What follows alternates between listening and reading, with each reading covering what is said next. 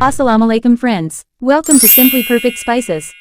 Soft spicy गर्मा गर्म शामी कबाब तो हर किसी के ही फेवरेट हैं। आज बनाते हैं चिकन के शामी कबाब।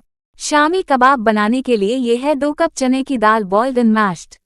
चने की दाल को भिगो के रख दिया 5 से 6 घंटे, फिर इसको पानी और नमक के साथ बॉईल कर लिया कि दाल सॉफ्ट हो जाए, गुले नहीं, और पीस लिया।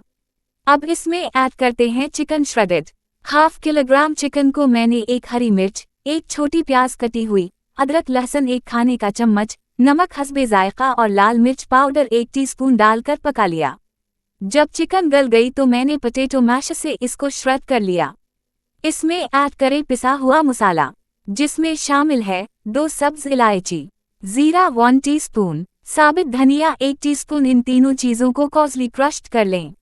ये ऐड करें। साथ ही हम ऐड करते हैं, अब इसमें ऐड करें 2 दरमियानी प्याज और हरी मिर्चें हस्बे जायका चॉप की हुई कि अब हम डालते हैं हरा धनिया चॉप्ड, गरम मसाला 1 टीस्पून, कूटी हुई लाल मिर्च 1 टीस्पून या हस्बे जायका, जायफल जावित्री का पाउडर 1/4 टीस्पून।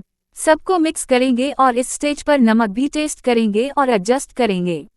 एक और चीज़ जो ऐड करनी थी वो है 1/2 टीस्पून चाट मसाला। सबको मिक्स कर लें।